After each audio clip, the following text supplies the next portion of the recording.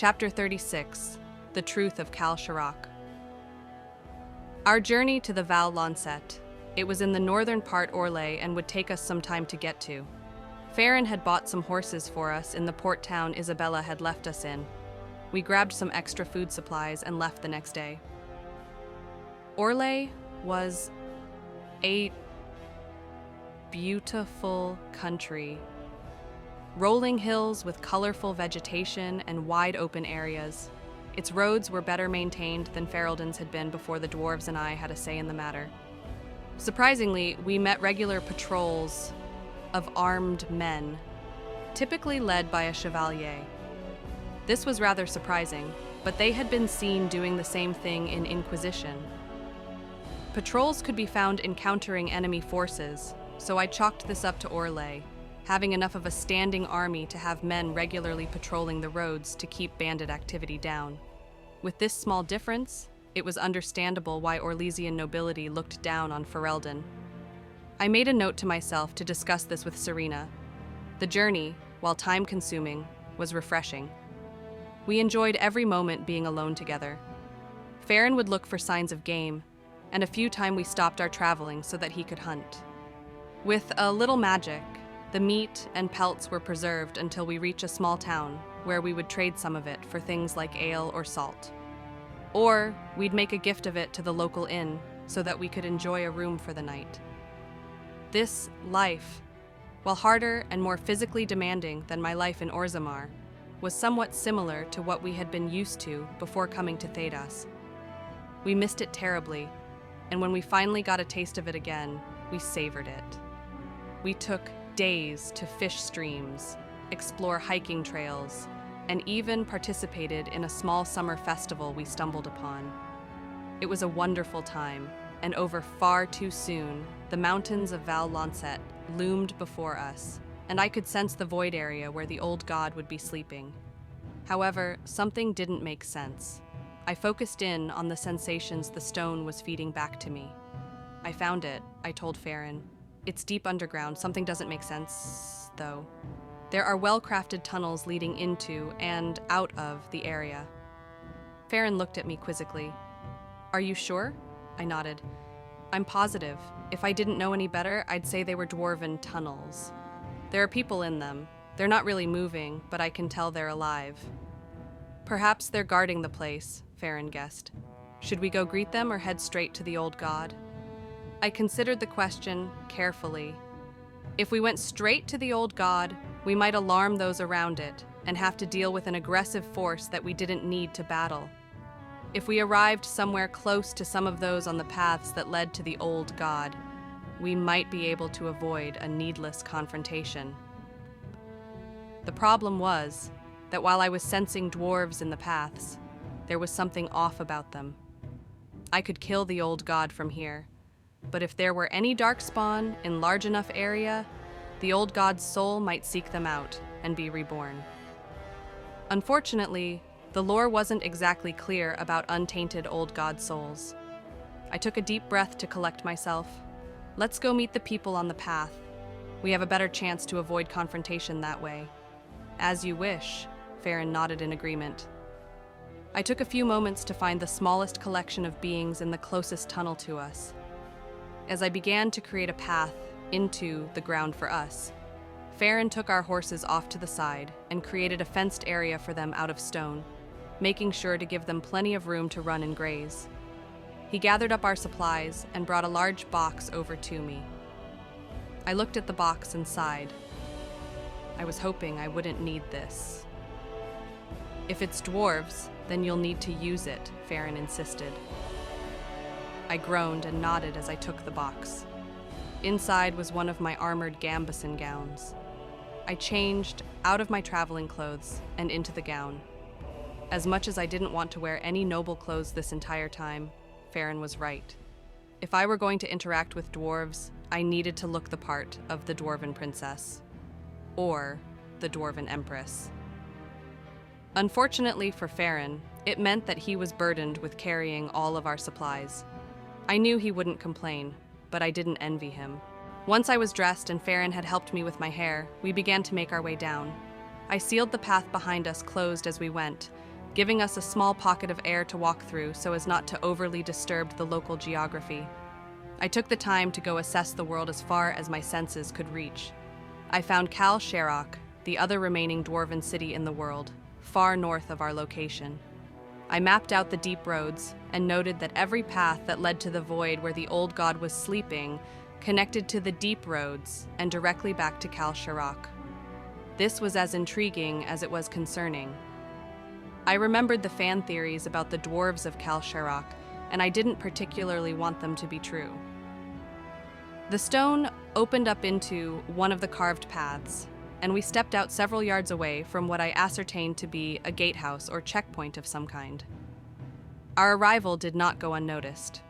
The stranded cries of deep stalkers heralded our arrival, and what looked to be dwarven sentries appeared from the side of the small housing area. The dwarves all wore long hoods that mostly hid their features. One brandished an axe and growled, "Who are you? There was no word sent ahead that a tithing group was on its way." Faren stepped ahead of me. "Fool, lower your weapon. This is Princess Merida of Orzammar." The other dwarves looked at each other in confusion, but the one who'd spoke first replied, "What kind of sodding idiot do you take me for? There's no chance that Orzammar's fairy tale princess would be here. She isn't even visiting Kal Sharok, let alone the tithing tunnels." I stepped forward, all smiles and courtesy. I chuckled softly. "Why do you call Princess Oradum a fairy tale princess? If you heard half the things I have about her, then you'd call it one big fairy tale as well," the dwarf replied. "But that doesn't answer my question. Who are you, and how did you get here?" I smiled. "As my betrothed has said, I am Princess Merida of Orzammar. If you require proof..." I allowed my eyes to glow with lyrium light, and willed the stone to form into a contingent of dwarven soldiers behind me, and behind the other dwarves. "I will show you just how real the fairy tales are. Now, perhaps you would be willing to give me your name. It is a common courtesy, even in Kal Sharok, I should imagine." The dwarves all gasped and turned, each of them ready to panic as they were surrounded by living stone replicas of dwarven warriors. There were whispers of witchcraft and devilry. The speaker had to collect himself before looking at me again. "My name is Karen. I'm the captain of this checkpoint." "Do you not bow before nobility or royalty in Kal Sharok?" Faren snapped. The dwarves scowled at him, but one by one, they each bowed to me. "Forgive us, Princess," Karen said the title with hesitancy, "but we weren't told you had arrived in Kal Sharok or were coming through a tithing tunnel. We didn't know to expect you." I bowed my head by way of apology. "I'm pleased to meet you, Captain. You haven't heard of our arrival because we have not been to Kal Sharok yet. We have arrived here first." "But how?" Karen asked. "None of our scouts have reported your movements." I smirked and looked to the tunnel wall and willed it to open ahead of me for a good distance. "By way of a fairy tale, Captain."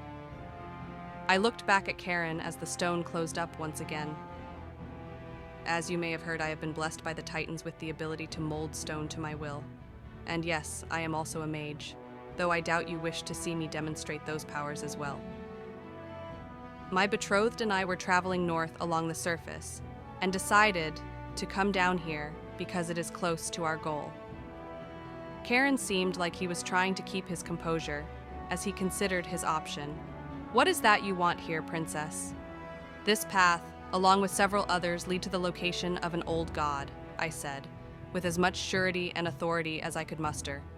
"Take me to it. I'm especially concerned now that I've heard you call this a tithing tunnel twice now." Karen cleared his throat. "Forgive me, Princess, but I don't have the authority to take you beyond the checkpoint without permission from the Assembly." "I think you've misunderstood the Princess," Faren growled dangerously. "She didn't make a request. She gave you a command." Karen seemed more willing to confront Faren. His voice grew irritated. "I'm under no obligation to obey the commands of anyone from Orzammar, princess, king, or otherwise. Kal Sharok is its own kingdom, and we do not— Ugh!" Karen's words were cut off as the stone leapt up, wrapped around his throat, and lifted him several feet into the air. The other dwarves around him began to panic as they watched their captain accosted by the very stone itself. "My betrothed spoke correctly," I said, gaining the attention of the others. My eyes glowed fiercely as I took a step forward, only to have the other dwarves step back. I gave a command, and even if you do not recognize my authority as a princess, you will recognize my authority over the very stone we all venerate. Take me to where this path leads, now, or I will drag you there myself. I lowered the captain back to the floor and glared at him. "Do you understand me?"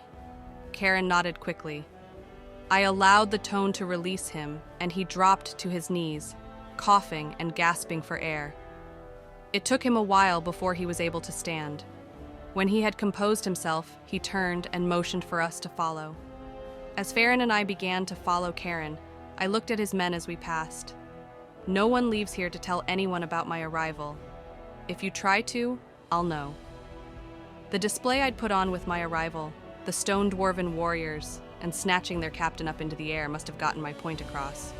All they did was nod fearfully and bow their heads while muttering, "Yes, princess." Karen led us down the last few hundred yards to where the passage opened up into yawning cavern.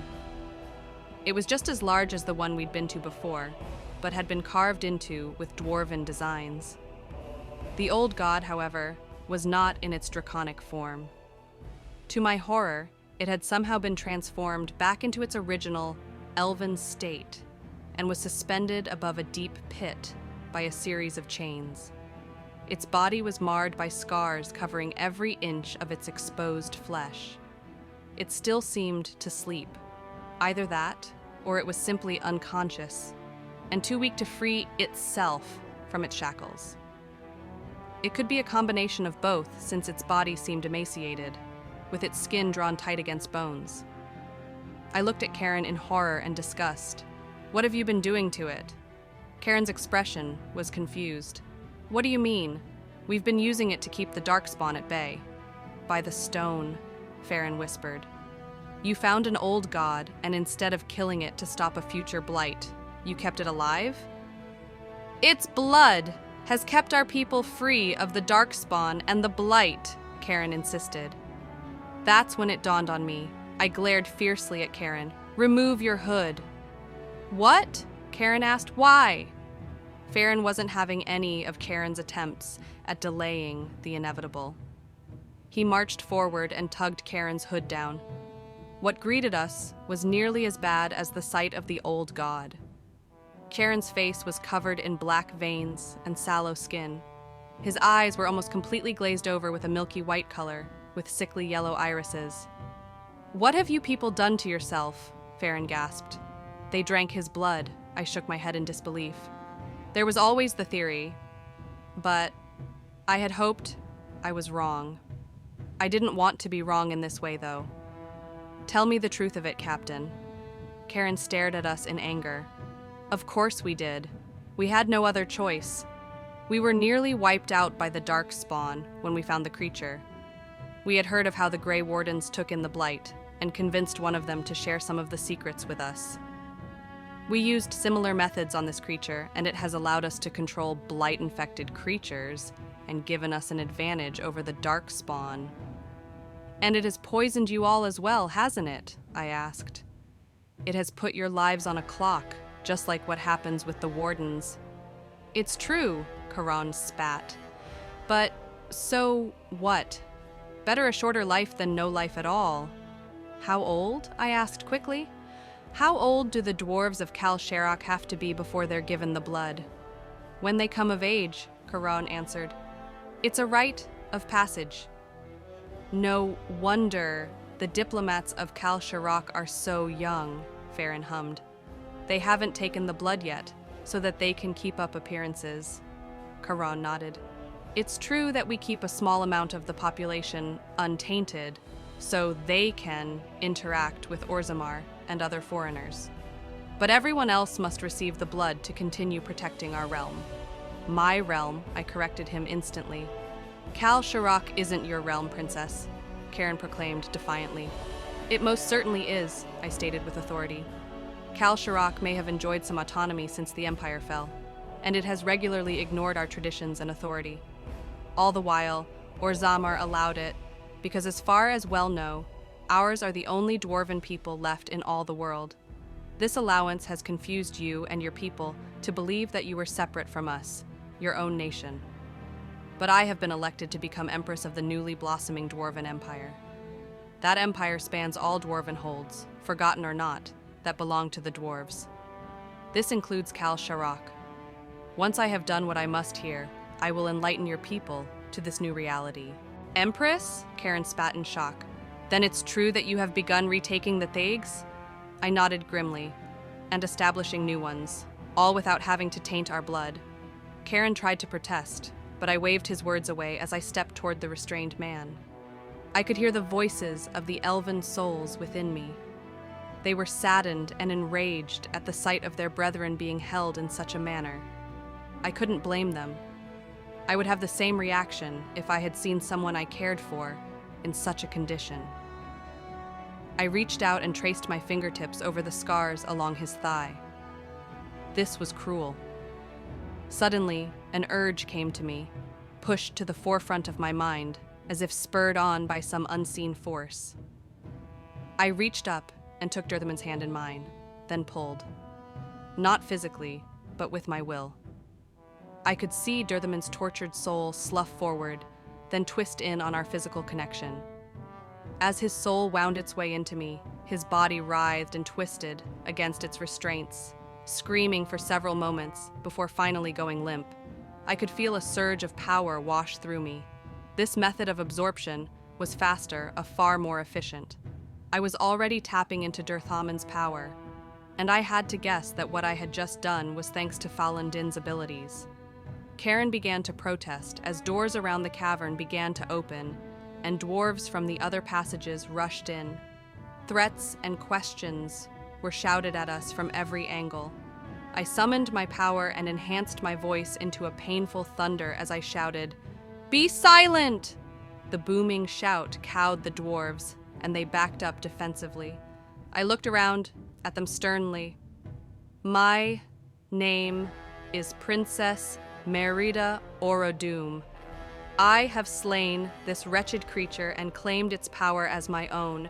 Your disgusting practice of tainting dwarven blood has come to an end." Before any of them could protest, I called magical fire to leap from my hands and summoned a swirling blizzard well above our heads. The stone floor raised itself up beneath me and turned into a dais I could look down on them from. "You have this one chance to bow and swear your fealty to me, or I will send your tainted souls back to the stone," I announced authoritatively. There was a hesitance among the dwarves, but Karen was the first to kneel. "Kneel, brothers. She is the one we have heard of. Orzammar has declared that she will be an empress, and she has intentions of retaking Kal Sharok. Let us welcome her." Most of the dwarves saw the wisdom in Charon's words and began to kneel. However, a few were stubborn and refused to show any sign of contrition. I looked at them and sighed. "Look upon your fellow dwarves. See the fate of those who will not heed my will." Without a moment's pause, reached up and engulfed every dwarf that remained standing.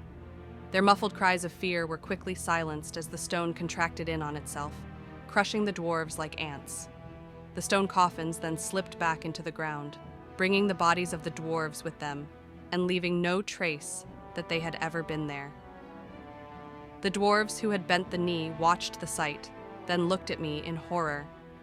I changed my expression to a regretful one and allowed my magical displays to disappear.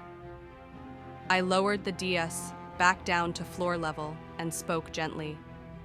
"Know that I did not come here to kill anyone other than the old god. I have been burdened with the responsibility of rebuilding our empire. It has been nearly a decade since our people in Orzammar and the Thags have had to fight the Darkspawn. I will bring that same peace to Kal Sharok. Will you warriors help me make our homes a place where your children will not have to taint themselves in order to survive?" "How do we know you're speaking the truth?" one of the dwarves asked. I smiled. "None of you are dead. I told you to bow, and you did. I punished only those who did not. I keep my word. Orzammar is experiencing a golden age of peace and prosperity thanks to my creation of the surface caste and staunch defense against the darkspawn. Our people live happier, more prosperous lives.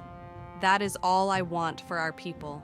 I want us to live in peace and prosperity. Will you help me? We don't have much of a choice, Karen said as he looked up at me.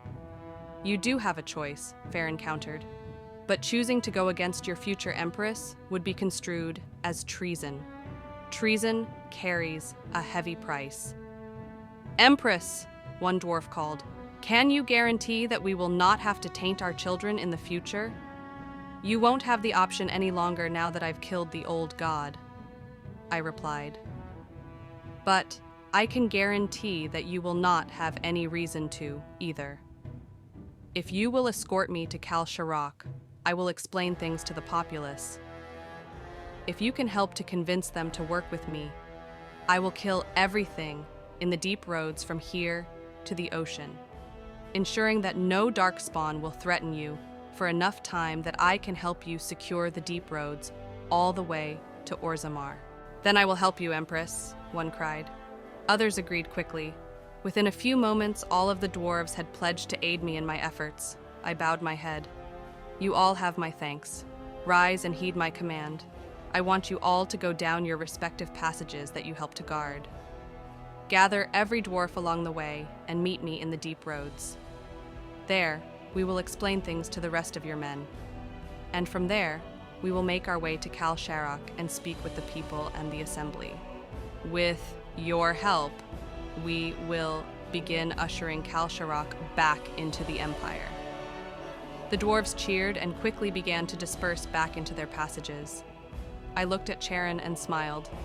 Well, Captain, shall we start gathering your men? Karen sighed and nodded. It seems like we should. Karen led us back down the passage. We gathered every dwarf at each checkpoint along the way, explaining just enough to get them to come along. Karen continued to lead the way, followed by Faren and myself, then the rank and file guards. It took a few hours to walk the path before we finally reached the deep roads. It was some time more before the rest of the dwarves from the other passages joined us. I took some time to speak to the larger collection of dwarves. They also had their doubts, but less so than when the captains had rushed in to challenge us in the old god's tomb. Apparently their captains had taken some time to tell them about what was happening already, which helped to smooth the waters a bit. Karen was joined by the rest of the captains, while the rest of the warriors fell in behind us. As we marched into Kal Sharok, Faren and I were surrounded by a few hundred hopeful guards. There was a large commotion that spread throughout the city as we arrived. Curiosity overwhelmed most of the dwarves as we passed by, and they began to join the procession. When we reached the Kal Sharok assembly building, the whole of the Dashirs were outside waiting for us. Word had been spreading, and it was no secret that Princess Oradum had arrived in the city, guarded by the warriors from the tithing paths. Typically, the Dashirs met in Sharokavar Taig, but today was not a day for the assembly, so their members were in Kal Sharok proper. The captains leading us stopped as one the members of the assembly called out, "Who enters Kal Sharok with our warriors in tow?" Karen stepped forward. "My lord, this is Princess Merida Oradum of Orzammar, and her betrothed, Lord Faren Oradum." The Dashir looked past Karen to match my gaze. "Princess Oradum, to what do we owe this visit? Why was word not sent ahead so that we could welcome you properly?" I stepped forward and lowered myself into a deep curtsy. "My Lord Dashir, it was not my intention to visit Kal Sharok. My business in Orlais brought me here by way of coincidence. However, I think it is good that it did. It would seem we have much to discuss." "So it would seem," the Dashir replied. "Please, join us in our chambers. We will speak with you." The Dashirs all turned and filed into the building. Faren and I went after them, flanked by Karen and a few of the other captains. The remaining captains organized their men so that they could guard the building from the curious crowd that had amassed while we passed through the city. These chambers were similar to Orzamar's, though smaller and less decorated. I took to the center of the room with Faren and the captains at my side. It took a few minutes for all of the Dashirs to find their seats. When everyone was settled, the lead Dashir stood and addressed the others. Lords and ladies of the assembly, we have gathered to listen our esteemed guest, Princess Merida of Orzammar. Some of you have met her before. We have all heard of her exploits, which include the creation of the surface caste, retaking of lost Thaigs, and defeating an archidemon. With that in mind, I ask that we listen carefully to what she has to say, out of respect for the work she has done for her people, and for the respect and admiration we have for her father, King Endrin Iduken. With this said, Princess, I ask that you please begin. I bowed my head politely. Thank you. And I would like to thank the Assembly for gathering so quickly and efficiently to speak with me. It is humbling to see such courtesy from my people, who I have not yet had time to visit properly. We appreciate your thanks, Princess, another Deshir said. However, we are not your people. We are Kal Sharok dwarves. We are not of Orzammar. You are my people, regardless, I replied, still smiling. We are all dwarves. The blood of the Titans runs through us all, and we were all part of the great Dwarven Empire before the Blights killed most of our people and destroyed or occupied most of the deep roads. You may not see things that way, but I do. We are kin, all of us, and we should live and prosper together as such. You may say that, another Deshir called out, but where has Orzammar been all this time while we fight and die against the Darkspawn? There was a loud clamor of agreement. I cannot speak to the actions or inaction or my predecessors, I replied, keeping my tone calm and gentle. Nor would I hold the actions of those who came before this assembly against you. Our people have all done things others would find deplorable to survive in times of great danger. I have recently discovered that your people have been tainting themselves with the blood of the old god in order to stave off the Darkspawn. Before you grow defensive, let me say that while I do not agree with this practice, I can understand that you did what you needed to do in order to survive. I cannot hold this action against you. A murmur of conflicting responses moved through the assembly. That being said, I continued, steeling myself for the blowback I was certain I was about to receive, that practice is no longer an option. I have killed the old god. The assembly erupted in shock, with many of the Deshirs hurling insults and derision my way. I had expected such a reaction and used my magic to enhance my voice. Sit and be silent. You will listen to what I have to say. This cowed the whole of the assembly. Eyes went wide and fear crept into many faces at the small display of power. As I said, I continued, my voice now containing the authoritative tone of a parent scolding their child. I understand the practice, but I do not condone it. However, I have also taken steps to ensure that you no longer have to practice it. With the death of the old god you were using, there are no other old gods left in the world. I have killed the rest. The Darkspawn can no longer start a blight. And I have been keeping the Darkspawn at bay for years.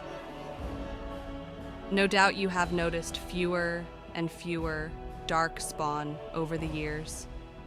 Another series of murmurs before the lead Deshir spoke. What you say is true. There have been much fewer Darkspawn sightings since your victory at Ostagar. This is because the Darkspawn leaders have kept the majority of the Horde in the south, I explained. I am constantly pushing them back while our Legion of the Dead secures the deep roads. Don't you mean the Legion is pushing them back, Princess? A Dashir asked. I shook my head. I mean precisely what I say.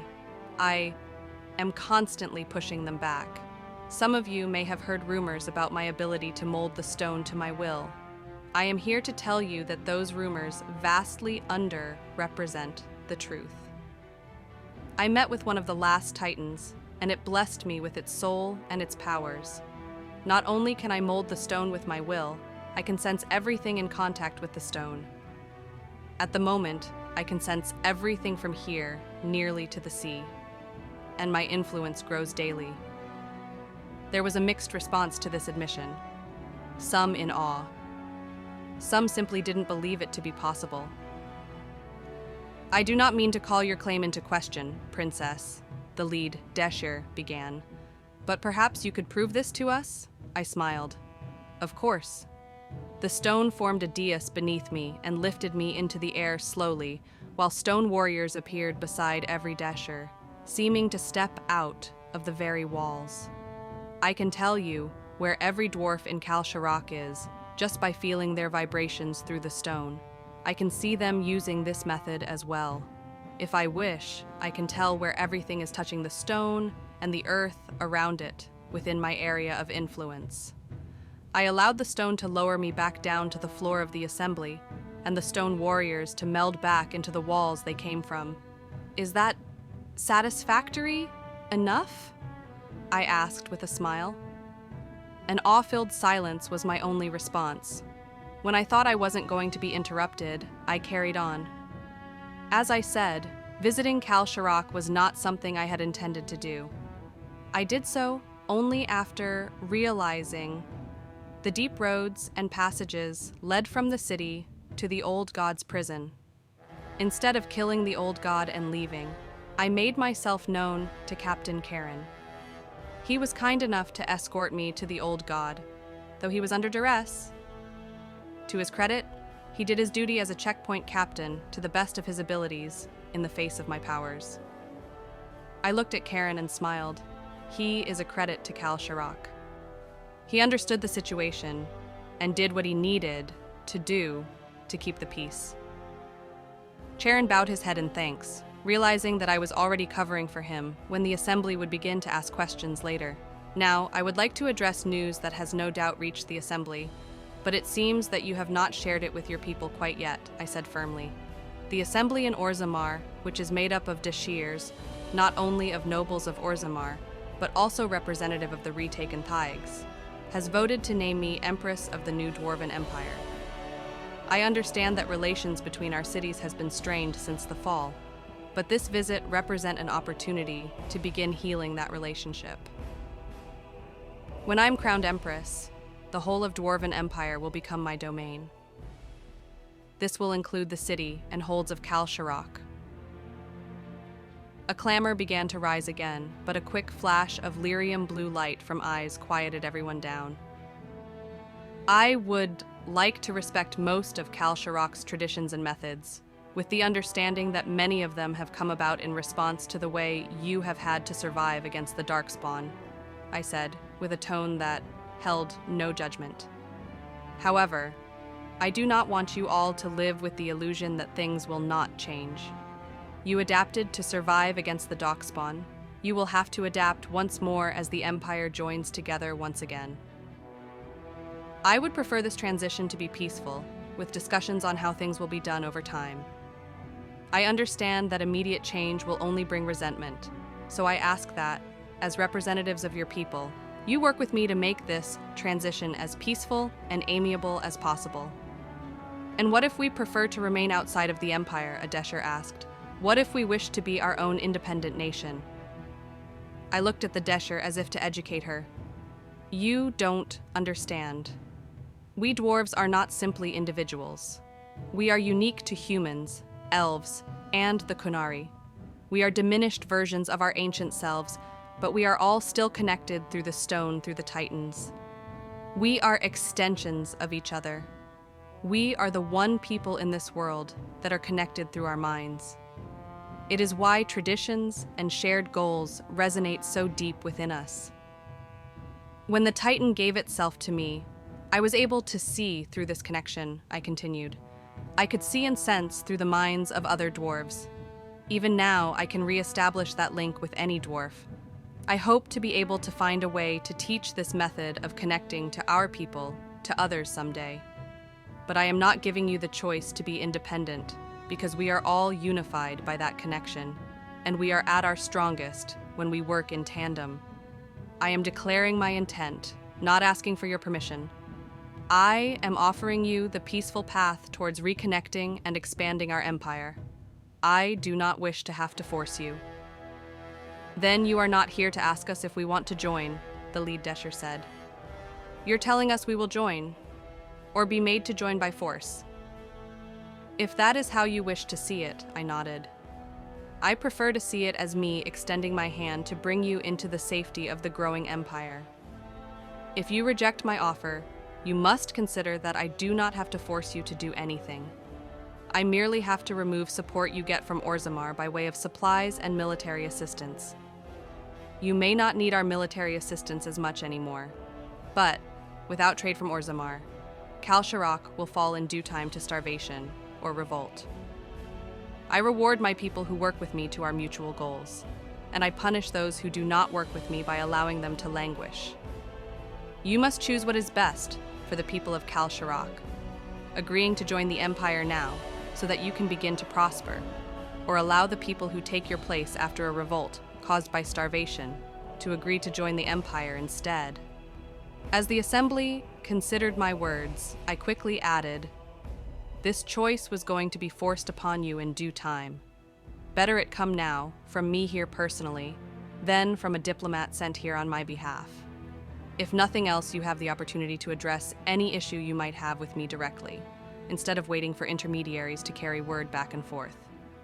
With all due respect, Princess, the lead Desher said, but our concerns cannot be addressed in a single day. I nodded in agreement. This is true, but today you can agree on whether or not you wish to join the Empire now, or if your replacements should make that decision later. For the other concerns, I will say this. I will stay here for 1 month. Each day we can gather here in the assembly, and I will address all of your concerns. Because I will be the Empress, any agreement we make will stand, and I will inform the Deshires of Orzammar of the policies I have decided on. In this way, you can be sure understand the terms under which Kal Sharok will be welcomed into the Empire, because you all had a hand in making them. In the end, the Assembly voted unanimously to become part of the new Dwarven Empire. True to my word, Faren and I remained in Kal Sharok for the next month to discuss which practices would be accepted and which were not. The caste system in Kal Sharok, which was a little more fluid than in Orzammar, was left mostly intact. I had insisted that moving into noble status be reserved for rare exceptional events, and that the nobles take on extra responsibilities as they had in Orzammar. We also discussed the recognition of paragons from Orzammar and Kal Sharok, which meant they also had to acknowledge me as a paragon. These topics, along with many others, were gone over in exacting detail. By the time we were ready to leave, the people in Kal Sharok were excited for my inauguration. The assembly saw me as a woman willing to listen to reason and accepting of fair terms and policies. I believe I surprised them with the amount of things I was willing to agree to. It was true that many of their practices stayed in place, but some were ended with minor begrudging acceptance. I had the assembly list all of the changes as proposals they, one of their number, would offer me on the day of my coronation, as if it were something they offered as part of Kal Sharok's supplication. This way, it would look to Orzammar as if Kal Sharok had already planned on accepting my rule, and were simply requesting certain considerations about their culture, with solutions that would appeal to me. Faren and I left with hope for the future. Our horses had been sent for and taken care of during our stay, so we rode them back to meet Isabella. It was time we started heading home.